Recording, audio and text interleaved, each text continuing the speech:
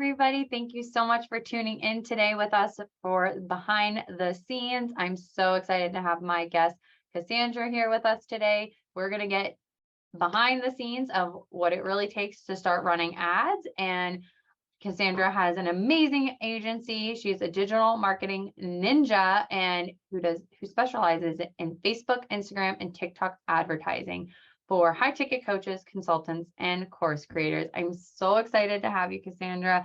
Do you want to tell our audience a little bit of how you got into the ad business and your story of becoming a digital entrepreneur? Sure. So that's actually a fun story because, well, not a fun one. It was the whole COVID thing. COVID shut everything down. We ended up, my husband's company shut down, and we were just trying to figure out what the heck we were gonna do. So And were you like a stay-at-home mom at the time, or I was a homeschool mom, and I did Q Kids, which is like ESL for the Chinese kids. okay. Which was so weird because I could see COVID happening on their side before it hit our side. And it just never dawned on me how big this whole thing was going to end up turning into. But I would see them they're super strict with their classes, and they would be in the hospital, they'd be wearing masks, and I was like, wow, what's this thing that they're doing? And we ended up getting so many extra hours and stuff like that. And I just got really burned out trying to support, because all of their kids were now home when they would have been in school. So they opened up a bunch of extra sessions and stuff. And then it came over here. Yeah. And everything got shut down. And my husband's company, he was the main bread earner. And I just did that because I homeschool my kiddos. Okay. And when that company shut down, that was it. They filed bankruptcy. And so we were trying to scramble around, trying to figure out what the heck we were going to do. And I think it was an ad that came across my feed. And I'm like, oh, I could do this. I think I've done this for a local homeschool co-op. I'm like, I've kind of played with ads before. And so I followed the ad, went down the little rabbit trail, and honestly ended up in some really awesome places and just learned and went in. We just jumped in, and it's been such a trip. Yeah. It really has, ever since I started. So you said did your husband at the time, well, obviously you're still married to him. I don't know why I said it like that, but your husband, when you were going through this, did he kind of go along the journey with you, or was he still looking for both? He was trying to, so he was trying to learn the modules, go through all the little trainings and stuff like this. It's not an easy one, an easy niche to kind of go into. A lot of people have a love-hate relationship with the ad manager. Yes. But he did get a W-2 job, so he does that. He loves just kind of doing that whole thing. And I just realized how much I actually love having my own business. And so that's it worked out well. But no, he actually does support a lot. Wednesdays, I have coaching calls in the evenings where I'm supporting other ad managers now. Gotcha. And so he holds down the fort and he does all this stuff over there. So are you still very much team homeschooling? effort. Yes, actually. Yeah, so it's a little tricky juggling everything, but honestly, I would not be able to juggle everything with a regular job. Yeah. I wouldn't, And I think a lot of our listeners share the same sentiment. Yes, sure. I see that so often, even in my local homeschool groups. I need to bring in a little extra. I'm like, please look in the online space. You have no idea the potential that's out there. I mean, I've managed clients' budgets, and they're spending $50,000 a month in just one little branch of their advertising. Yeah. And so there's a bunch of companies that are even smaller than that. 2020 brought on almost 1 million new businesses, and existing businesses had to go online in order to cope. Right. So it's a huge demand, and you can choose how much you want to work, how much you don't. I've kind of enjoyed just the freedom of that, I guess. And then, but it's, I mean, this, and anybody who is an entrepreneur, you end up finding out you're a different species. You don't ever get to clock out. Your brain is always in that mode. And so Yeah. And it's hard to turn it off, but that's like the biggest lesson I think I've learned this year with all the other personal stuff that I've had happen Yeah. is I have to turn it off. And it's a lot of older business owners and mentors that I've had, they've told me like, you don't need to burn yourself out for this business just because you're not making maybe the money you expected. You're still making money and Yeah. you're being able to be there for your kids. Like your kid, that those times with your kids aren't going to come back. You can grow this Yes. business full throttle. Like, just stop putting so much pressure on yourself to like Yeah. grow something while trying to be a mom. Yes. Personally, that is probably my hardest thing to do to learn, but Yeah. I think some of it is just because of how the business started. I was between a rock and a hard place, like we needed to. So I Same. absolutely did put a lot into it. Just because I don't know, like, our savings was only going to last so long, and if we couldn't Yeah. find the work, we couldn't. So that kind of got programmed that first year, or so or whatever during that time period, and then I didn't know how to stop it. So it's like I Yeah. need to like figure out how to pull back, and so I'm starting to do that now. But I'm going on my just started my third year, and so it's hard to pull that back all the way and like undo it. It's so hard So because I'm in my third year too. And like we took like a mini anniversary weekend trip a couple months ago, and not anniversary like because we just got married, but like anniversary for dating and our like yeah, whatever. Because my fiance's or my husband, so weird. My husband is an entrepreneur as well, but we took that trip and it was like a switch. Kind of was like, oh my gosh, we've been hustling for 3 years, 3+ years. yeah, And, you know, you get used we've to it. never taken the time to like enjoy what we've done. Like, cause we Yeah, splurged on this trip. Like it wasn't like a room we would normally stay in, or like we come from nothing really. And, yeah, like his family was pretty poor growing up. And like I was lower middle wage, like middle class family. yeah. So we were like, felt it was like so many money mindset things came up for both of us. And it was just Yes. like weird to be like, oh wow, we earned this. So what are some things or that you've learned or helped you to kind of take a step back this year? Because I think that's something not enough people are talking about. So for me, I think the my kids are really the biggest ones because like this year I wanted to scale back. I was almost getting ready to close the doors to my business because I was working with an agency that I loved. Oh my God. And I'm like, you know what? I'm just gonna do the W-2 thing, clock in, clock out, like do that. And it was doing ads. So like I was still staying sharp and all that. And but I'm like, I don't need to, like that was enough, you know? Mhm. And then we ended up splitting up, actually just didn't become a good fit anymore. And then like, okay, well, just kind of relaunched the business this year and just it went crazy. And so now my kids are like, mom's busy, mom's busy. And I'm like, that Yeah. guilt. I'm like, okay, I need to pull back. So I'm actually phasing out my Fridays. I saw Mhm. somebody who was doing like 3-day weekends. I'm like, I need to do that. I So that's love it. it. Just made the decision. And so I've closed out my Fridays. Anybody who's still on there is still on there, but I'm no longer going to be taking stuff on Fridays. And then starting to bring in, it's Yeah. taking me what, two and some years to hire people to help. Right. And so that has been really nice too. So one of the VAs I have works alongside me. Hmm. So anything I need during the day, she can help. And then the other one, I have a second one who works overseas, and so she does the more complicated stuff that is very time consuming for me. And so Yes. that's beautiful because I don't pay her minimum or anything like that. I actually pay her like $20 an hour. And I'm like, you are worth it to me. Please don't feel like you need to match my schedule either. Cause she almost didn't want to take me on because I'm in the US. I'm like, Right. "Please don't, like what you bring to me is just as valuable. And like, I'll stay up later. We'll work this out because her skill set replaces a big chunk of what I do in my business.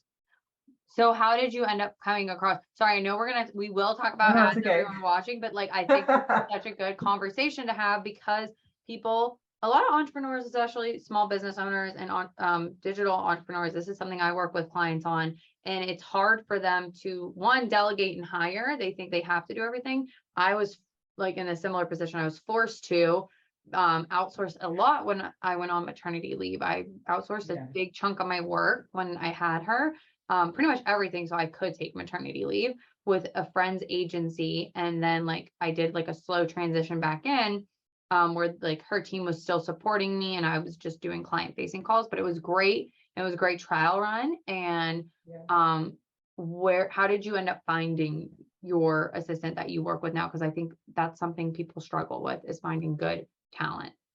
I think I got lucky on that one, I'll be honest, because someone in a group was saying, I'm closing my business, but I have an awesome tech VA and I don't want her to be without work. That's amazing. That And she so was like caring. Yes, like that spoke volumes that her, the person that she was working for was going out on that limb for her. And then I just kind of asked like, well, what kind of tech stuff does she do? Because what I do, there are some techie bits and it's not something that I would just trust anybody with. And so, she connected us and I had, a chat with her. I tried to position it as like, we're both interviewing each other. I didn't want it to be, me in the power position or anything. I'm like, no, like equally, I want you to be able to want to work with me too. I didn't, so we just hit it off really well. And then we communicate by Slack. We loom each other back and forth. And and I was so scared she was going to say like, you know what, I can't do US. And I'm like, oh, what was I going to do then? So Right. And there is a bunch of a bunch of benefits. So for a little bit, I was really like uneasy or just hesitant to hire overseas for that reason, like the time difference. And I didn't want to, like you said, you kind of alluded to, like you pay her very fairly, because I did not want to be one of those entrepreneurs or business owners. Not that there's anything wrong with it. It just wasn't in alignment with me to pay for like $5 an hour labor. Like, yes, it's a great deal, but I want to build an organization and a team that is fair and, makes you want to work there. Like, because that's one of the biggest things I've read and heard from mentors is, making people feel good and supported, is especially with everything going on right now. And like people in corporate are just leaving because there are so many options now available to people that weren't before, like you alluded to.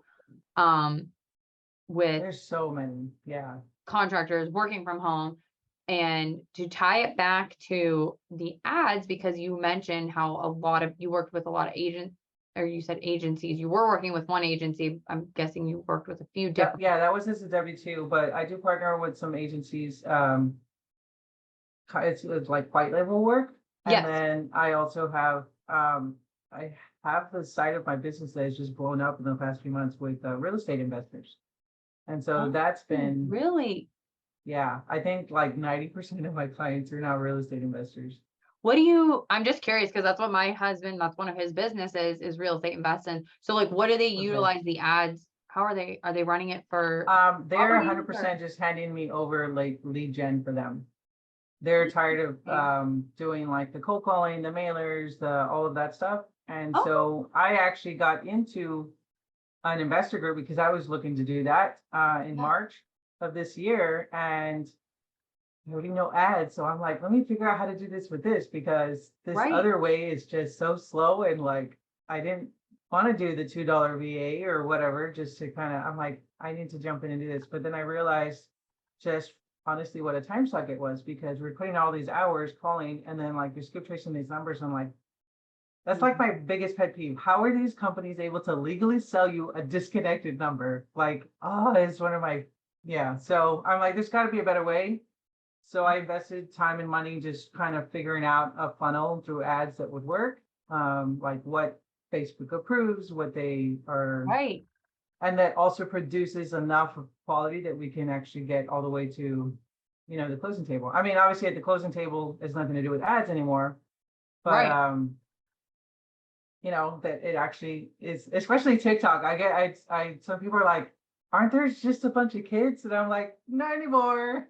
Not anymore. No, it's like, I've seen a lot of people in the sales group I'm in saying they've closed a lot of high ticket clients on TikTok. And when we originally met and had our connection call a while back because you were just getting into the TikTok ads because it was Yeah. newer. So that's why I wanted to interview you about like that piece, because I know Yeah. Facebook ads, people know about them, Instagram ads, people know about them, but TikTok's so new with the advertising. Yes. So what kind of you seen being in the industry that like has the advantage with TikTok ads versus Facebook and Instagram?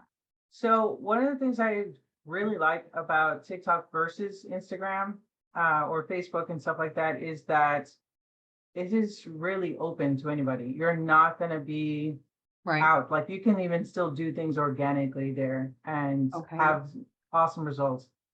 I've Yeah. tried to post things on Instagram and like get crickets. Like I'm putting the crickets in my comment. It's Right. that's a tough nut to crack. It really is. And a friend of mine, And with not to cut you off, but just to add in a point, a friend of mine who does digital marketing, she was saying that the algorithm recently changed on Instagram. So it's actually harder now for us small business owners. They are putting so much yeah, priority on bigger players.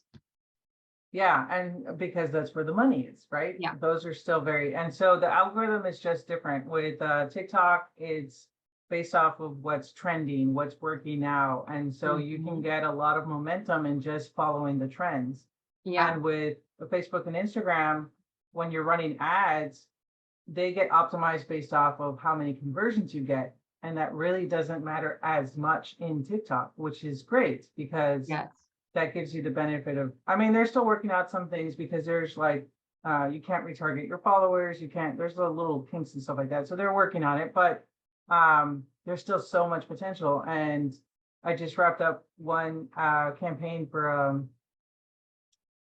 kind of a big name in the YouTube space, but they were doing like a business coach. They're opening up a course for Right. business entrepreneurs, like up and coming ones. And so Yeah. it was spending pretty penny in there. And all sorts of ages are in there, all sorts of demographics are in there. Yeah. That algorithm just adjusts so quickly to what you actually pay attention to. So like if you're in some naughty stuff, it's gonna show you that stuff too. And if you're in there and you're like mine is all real estate and puppies. Yeah.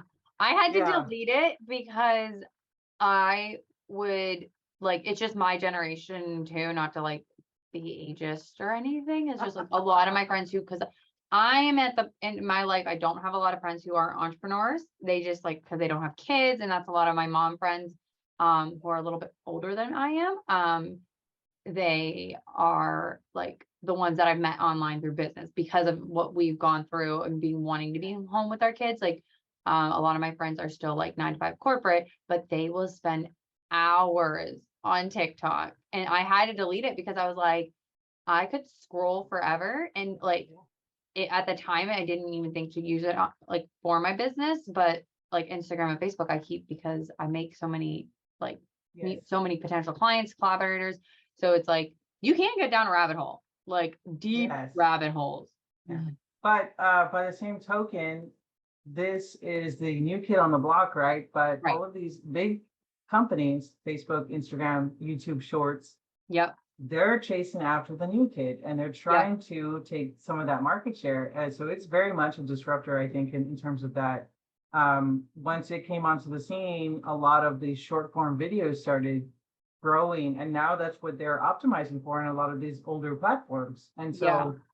so I find it so funny and curious, like these were established companies Oh and yeah. now they're trying to vie with the new kids. So I don't know. It's definitely something to keep on your radar and don't dismiss it as like the teeny bop app. It's very different. It's not. So yeah. I know quite a few people, and like just going back because you said the YouTube shorts, I've tested those out because I've like played with Instagram, YouTube. I might start having to post on TikTok now because of this conversation because I'm making the videos anyway. You might as I well. know, just repurpose them. Yeah. Yeah. But I've noticed my YouTube shorts even do worse than they do on Instagram. Like the content, like my videos are good. Like I get views, but like I've had a couple of shorts that get like no views at all, or I've gotten like one that hit 2,500. So like really small compared to the amount I had on Instagram. So I'm gonna have to check TikTok now. Just play with it, see. Are you, and then also, are you creating it with YouTube in mind? Or like with your creating something for TikTok, if you create it for TikTok in mind, but you don't put the labels on it, you can repurpose it over there. But if you create something in Facebook or Instagram, Yeah. it doesn't always translate the same way coming back over. So I've been playing with, because I get that there's the trending sounds, and I know that the trending sounds usually stay on Instagram and I'll save them. But I've been playing with doing like short form video content where I'm just recording on my phone and speaking about like a certain little topic, or something that I would normally post as like an Instagram story that could potentially be more like evergreen and more promotional and educational, trying to put that educational content that I would put in an Instagram story out on these platforms to help and talk about, because you do get, like you said, more views than just a story. Yeah.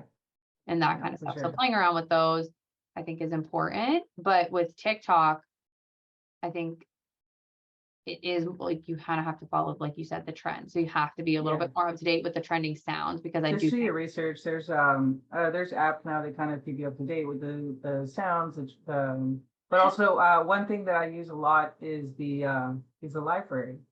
So they have an ad library like Facebook does, and you can I didn't know even, that. so there's two versions of it. So one of them you can search by like coaches. It will even show you like click-through rate, impressions, like all these stats, and then you can kind of see, okay, what's been working, and then you do your version of it, you know? I'm gonna have to download that. Yeah,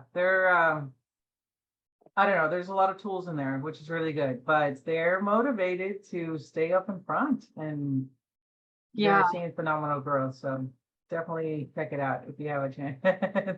Oh, I love new tech too. And like, I was going to say, another tech tip for everyone watching would be the scheduler I use. I really like, because they were one of the first to, so you can schedule reels now I use Later.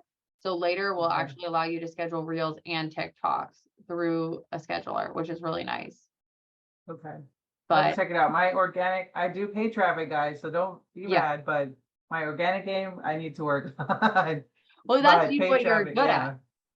Yeah, the paid traffic is just very different than organic stuff. But when you're sorry, go ahead. No, go ahead.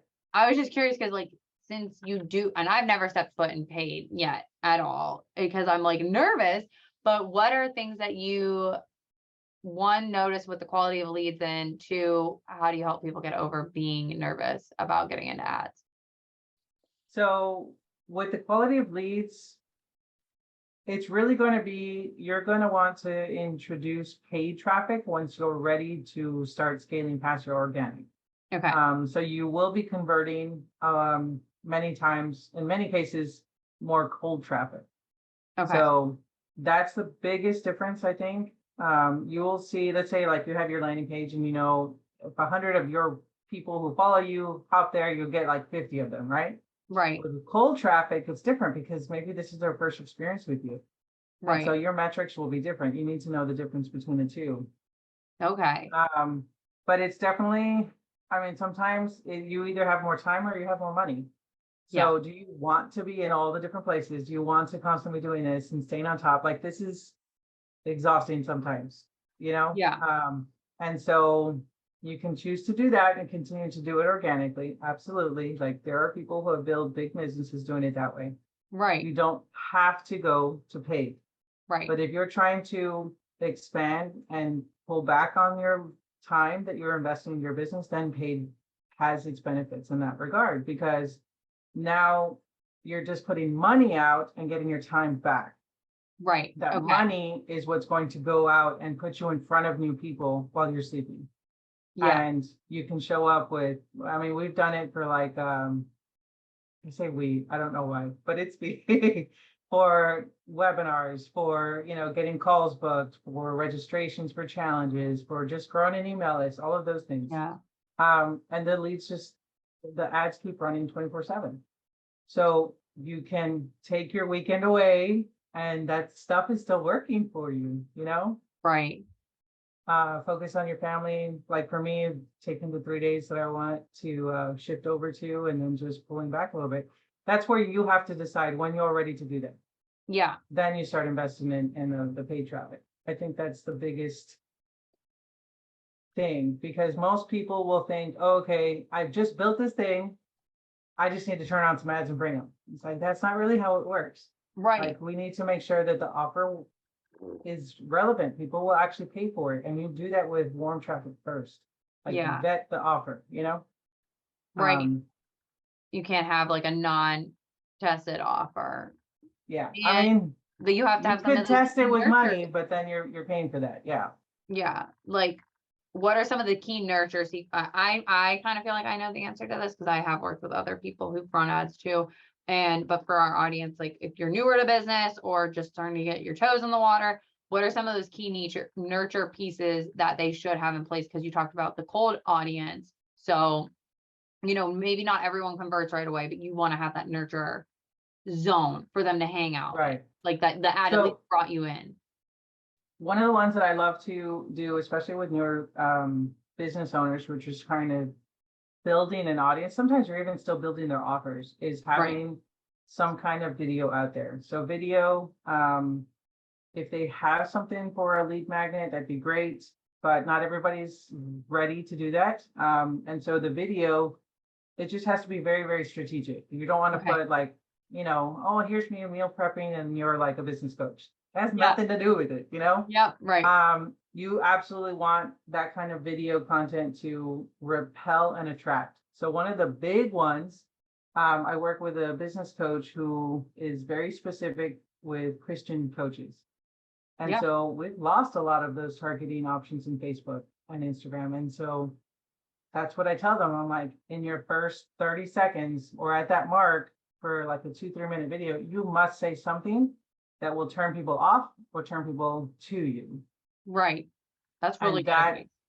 yeah, we need to absolutely do something like that to build out some of their audiences, because otherwise they're fishing in this huge ocean because they can't target their people anymore. They can't say, we're looking for Christians or any of the keywords that we had in there. Those left like in February of this year. And so, Okay. yeah, Facebook is always updating things. So it gives me some job security, but at the same time, it makes it hard for the regular business owner who doesn't specialize in that to stay on top of that in addition to everything else that they have on their plate. Right. Because it is hard to keep on top of totally everything and do it all.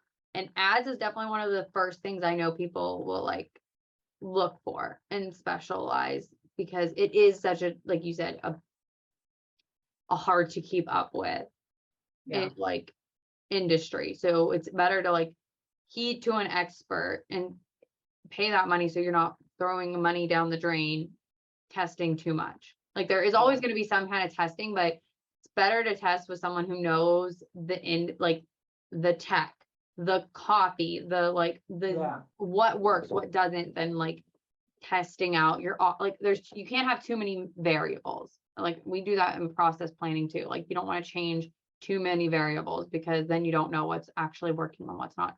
Yeah. Yeah. And actually, that's almost before they hire somebody, they kind of need to roll up their sleeves a little bit. So there's like a hybrid version that I would recommend is Okay. like having like an ads coach. So I do that for a lot of different places, but having that touch point where like, okay, I'm in a jam, I've got, what do I do here? So then they can go in and ask questions, but they're Right. not paying the full management fee. Because if you're paying the ad spend and then you're also paying 2,000 for, management, 2,000 for your ads, like how quickly are you going to be able to recoup that if you're still in the testing phase, Right. Exactly. So you said you do that for a couple other people. Is that something that you do through your business? Like you take on like It's actually a branch I'll be opening up this quarter. I don't have a date for it yet, so I That's didn't okay. even think to mention it. But yeah, I have a course that it's actually the base of this is what I use to learn how to do ads myself. So Okay. it's Amplify with Ads is what the website is.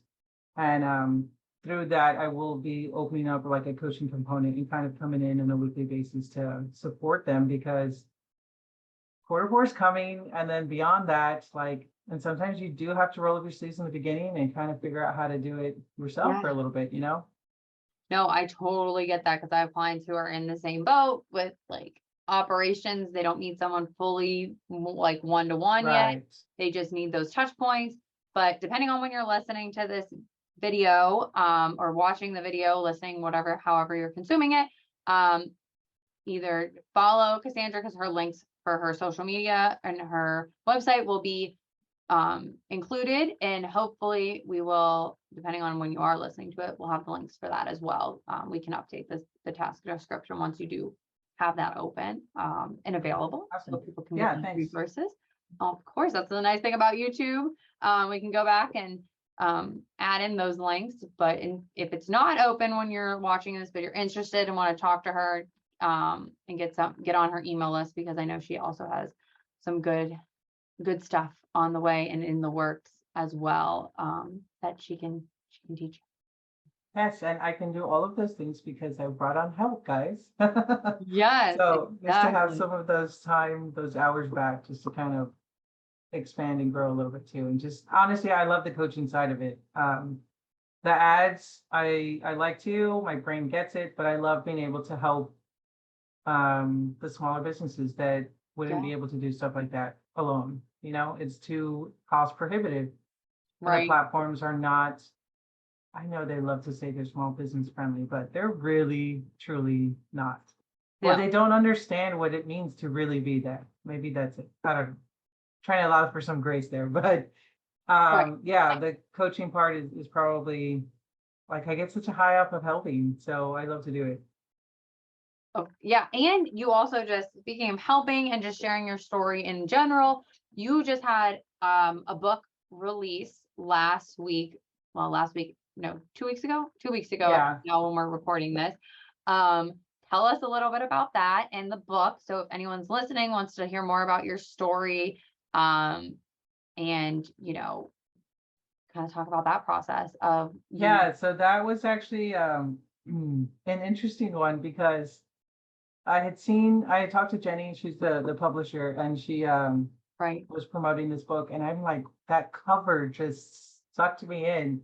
So the book is called Quiet and Badass, Yes. and the cover, the title, the everything, I'm like, just that quiet part of me is like saying that's me, but not Yup. wanting to be loud and claim it, and I'm like, wow, why not? And so she was still looking for applicants and stuff like that, so I applied, Right. and she gave me the green light, and I'm like, I'm in, I'm done. I just thought I was going to do it for my birthday month because it was going to release that month, and so I was just excited to like knock that off my little bucket list that I honestly was afraid to like put it on the bucket list because it was so crazy. Yeah. Um, and so that was fun and kind of deep too. I remember kind of going through it and realizing why my brain kind of likes what I do now and Right. that full circle part. Yeah. And I had done a session with a story brand person. Shannon, I don't know how to say her last name, but it looks like bus with SE at the end. I think So, I know who you're talking about, because okay, Cassandra and she's, I, like, we run in a lot of the same circles. We met in a networking group. So I yeah. think I know who you're So talking about. Shannon was awesome, and she did a session with me, and I'm just kind of like in tears on the call with her. It ended up being like a one-on-one, and she's like, "Hold on, do you see this?" And I'm like, "What? I don't see anything." And then she's just connecting these dots for me. I was like, "Oh my gosh, like this makes so much sense." Right. So I just kind of shared that bit in the book and just kind of like it really puts in perspective your journey Yeah. and that you are a complex person and that these things that you just thought you had to go through that um, kind of sucked, that they still have an impact on you now, good or bad, Yeah. and that you have the ability to turn it into something positive. And so Yeah. that yeah, so that was pretty cool. I didn't even think about like the launch or anything like that. Like just to say that you're published was I was happy as a clam just to say that. I know that And was on then my bucket list too. Well, it wasn't on my bucket list. I was like the same as you. I was like, I'm scared to even put it on there. But right. it's fun to do. And like you said, share your story because it ties so much into Yeah. what you've gone through. Yeah. So that was definitely very cool month. And then it did go #1 in a couple categories, which were pretty Yeah. exciting for a couple days, but hey, I'll take it. We hit Australia first Oh as my, #1, I think, in women in business. And yes. then Denise Duffield Thomas, if you know her, she bought our book. So I'm just like tripping out, like, oh my He gosh, our bought your book is on book? her phone. She did. She posted it. And so we were just so excited. And Oh my God, I didn't see that. I saw it was yeah, like right up there next to it because another friend of mine who will also be on the show later this month, with it was also a co-author. So I can't wait to get my paper copy. Once you yeah. guys have it. I'm so excited to read the paper copy. Yeah, so that's coming out next month. But Yeah. yeah, she bought the digital one and I was so excited. I was like, oh my gosh, like that was That's like such a a pinch me and just moment. yeah, it's for sure. And then it came over to Canada because of the time zone thing, and then Canada also hit #1, and then the US. We got a couple Wow, little categories. So that's kind of cool. So that's um amazing. And it is a great title. I love that title so much. yeah. I know my son, so my youngest is 7. He's like, Mom, why does that book say quiet and bad ASS? Because you won't say the word. And I'm like, I didn't pick it, baby. I just contributed. I didn't do Yeah, that part. yeah.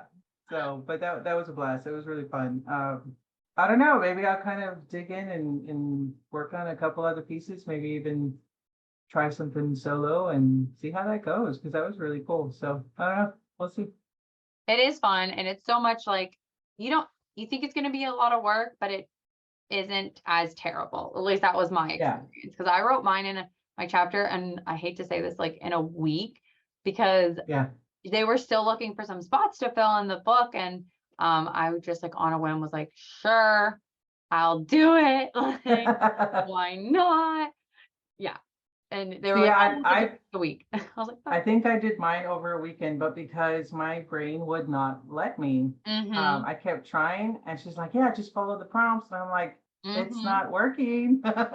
Oh yeah. And so I had to like go check in at a co-working space and like find some brain music and like, okay, guys, like I'm not leaving. And then of course my brain wants to do all the things that I still had pending for the week, and then I could sit down and work on it. But Oh yeah. came out and pretty sure I cried during that session just because it was going back to like some kid stuff and it's like, wow. Yeah. Right. Yeah. I get that. Yeah. I feel you. I feel it. And I was the same way. I had to write it like I literally sat down in a night and busted it out between the hours of 9 and 3 a.m. while the kids were Yeah. asleep. And then I went back and edited it, of course, but I had to do like that initial brain dump that you do Yeah. for everything Yeah. and word But vomit. yes, for sure. And then I feel like I'm such a concise writer in general. So yeah, I know Mm-hmm. the publisher helped a bit with that, like just asking me more questions like share more, share more. And I'm like, okay, fine. So Yeah. that was helpful for sure, just to kind of have someone at your side pulling a little bit more out too. Yeah. Like you Because said, it's having that coach to help like guide yeah, you. yeah. So if you're ever interested, I would totally do it like that. If any of the ladies listening or any of your audience, give it a go. You just never know. It's Yes. always worth it. I definitely think the chapter way is an amazing route to go, especially if you are nervous like we were to Yeah, like write something. And it definitely helps, like you said, with the like they provided templates for us, publishers. yeah, And it makes it so much easier because then you're also not doing the worrying about the cover. Because I've worked with a yeah, couple of business owners when I was doing VA work and my OBM work, where they were at the point in their careers where they were writing the whole books. And I would see how stressful it was for them to like write the book, do the cover art, yeah. like all of the little details. So that is like a commitment, but the chapter way is so much easier. Yeah, just get your toes wet and kind of feel for it. And then you're still published, so that's still pretty cool. I It's can't wait to get my paper copy too. And like we're gonna mail them to everybody that was in it and like sign them all for each other. Oh my God, I love So that idea. yeah, that'll be fun. But I love it. Uh, definitely an interesting month. Um, Yeah. yeah. Well, is there any other last little tidbits that you want to leave us with? The ads and the coaching, any what like one key takeaway for everyone who's watching. I always like to ask that one last question of like if we didn't Okay. cover something that you want to do, or one take home piece. Okay. So for ads, there's one, and Okay. they're either gonna love it or hate it. But Okay. it is the biggest one, is you have to let the data speak for itself. So Ooh, when you choose to run ads, we have our own feelings, we have our own biases on like, oh, I really like this picture, I look great in this one, this is the copy that, no, no, no. What mhm. does the numbers say? Yeah. Because the numbers are the ones that tell us how it's doing with everybody else, and your warm and cold traffic will be different. Yep. And so you need to let the numbers, all of that data, guide you. And Right. so embrace it, the numbers, they give you power. They let you know how much you can spend on something. They let you know what's working, they let you know what's not. And that's why I said they're gonna either love it or hate it, because some people just shut down when it comes to all of that stuff. But I find them very empowering. So I like to go lead with that. And I think they should too. So I mean, if you're watching this and you've seen my other videos and you're part of my network, that's something I talk about a ton is data-driven decisions, and stop letting like the emotion cloud. It helps yeah, just remove emotion from the decision making, like you said, and stop making your numbers mean something that it doesn't, and like beating yeah, yourself up over it. It's data. It's just like it's a data point. It's yep. not, there's no positive or negative. I mean, if you're talking about cash flow, there is, but there is no like positive or negative meaning about it. It's just Yeah, where it is, and it's always something you can change, and it's something that gives you a benchmarker, like you said. yeah, Um, so absolutely. I And love it's something to always keep in mind to test again if you want to, that. because especially with the ad space, it doesn't seem like it, but it's impacted by current events. So Oh yeah, like with all of my investors who were running ads for that yeah, 9/11 memorial, it's such a heavy anniversary for a country that I yeah, saw everybody's ads just kind of slow down that day, for that yeah, weekend actually. And so I just let them know, like, hey guys, it's going to slow down. That makes sense. Most people try to disconnect during this particular yeah. memorial, this anniversary, just because of what it is, you know? And Right. so that has nothing to do with your ads, but it made a No. difference on them. It made a Yep. difference on your costs. It made a difference in click-through rates, all of that stuff.